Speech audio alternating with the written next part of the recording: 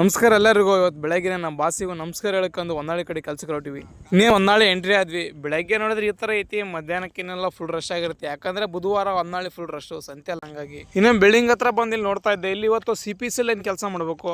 ಈ ಗೋಡೆ ಸೈಡ್ ಇವತ್ತು ಒಂದಿವಸ ಸಾರಿಗೆ ಮೇಲೆ ಕೆಲಸ ಮಾಡಿದ್ರೆ ಮುಗಿತ್ತು. ಇನ್ನು ಬಾಕಿದೆಲ್ಲ ಏಣಿ ಮೇಲೆ ಮಾಡ್ಬೋದು, ಕೆಳ ಸಿಗ್ತದೆ. ಆಮೇಲೆ ಹಂಗೆ ನಾವು ಕೆಲಸ ಸ್ಟಾರ್ಟ್ ಮಾಡ್ಕೊಂಡ್ವಿ. ಇಲ್ಲಿ ಚಾನಲ್ ಬ್ರಾಕೆಟ್ ಎಲ್ಲ ಕಟ್ ಮಾಡ್ಕೊಂಡಿದ್ದೆ, ಯಾಕಂದ್ರೆ ಲೈನ್ ನಿಲ್ಸ್ಬೇಕಲ್ಲ, ಹಂಗಾಗಿ ಬ್ರಾಕೆಟ್ ಎಲ್ಲ ರೆಡಿ ಮಾಡ್ಕೊಂಡೆಲ್ಲ ಕೆಲಸ ಸ್ಟಾರ್ಟ್ ಮಾಡ್ಕೊಂಡಿದ್ದೆ. ಅಷ್ಟೊತ್ತಿಗೆಲ್ಲ ಟೈಮ್ ನೋಡಿದ್ರೆ 9 ಗಂಟೆ ಆಗಿತ್ತು. ನಮ್ಮ ಹುಡ್ರಿಗೆ ಹೊಟ್ಟೆ ಹಸಿವಾಗಿತ್ತು, ತಿಂಡಿ ತಗೊಂಬ ಅಂತ ಹೇಳ್ತಿದ್ರು. ನೀವೇ ಹೋಗಿ ತಗೊಂಬರ್ರಿ ಅಂತ ಹೇಳಿದ್ರೆ ಅವ್ರು ತರ್ತಿಲ್ಲ. ಯಾಕಂದ್ರೆ ಬೈಕು ನಾನು ಹೊಡಿಲ್ಲ ನೀನು ಹೊಡಿಲ್ಲ ಅಂತಿದ್ರು. ಅವ್ರು ಒಬ್ಬೊಬ್ರು ಹೊಡೆದಿಲ್ಲಪ್ಪ ಅಂದ್ರೆ ಒಬ್ರು NS4 ಇನ್ನೊಬ್ರು ಘಾಟ್ ಸೆಕ್ಷನ್ ಅಷ್ಟೇ. ಇಂಥ ಲೋಕಲ್ ರೋಡ್ನಾಗೆಲ್ಲ ಬೈಕ್ ಹೊಡೆಯಲ್ಲ ಅವರು. ಇನ್ನೇ ನಾನು ಹೋಗಿ ಹೋಟ್ಲು ಪಾರ್ಸಲ್ ತಗೊಂಡ್ಬಂದೆ. ಇವತ್ತಿನ ತಿಂಡಿ ಪಲಾವು, ಮೊಸರು ಬಜ್ಜಿ ಮತ್ತೆ ಮಿರ್ಚಿ ಇತ್ತು. ಈ ಹೋಟ್ಲಾಗೆ ತಿಂಡಿ ಮಾತ್ರ ಸೂಪರ್ ಇರ್ತತಿ. ತಿಂಡಿ ಮುಗಿಸ್ಕೊಂಡು ಮತ್ತಂಗೆ ಕೆಲಸ ಸ್ಟಾರ್ಟ್ ಮಾಡಿದೆ.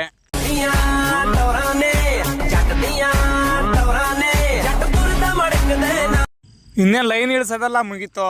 ಇಷ್ಟು ಕೆಲಸ ಮಾಡೋದ್ರಾಗ ಭಯಂಕರ ಸುಸ್ತಾಗ್ಬಿಡ್ತು. ಯಾಕಂದ್ರೆ ಫಿಟರ್ ಇರೋದು ನಾನು ಒಬ್ಬನೇ, ನನ್ನ ಹತ್ರ ಇರೋದು ಲೇಬರ್. ಈ ತರ ಐಟ್ ಕೆಲಸ ಇದ್ದಾಗ ನಮ್ಮ ಮೇಸ್ತ್ರಿನೂ ಬರ್ತಾರೆ.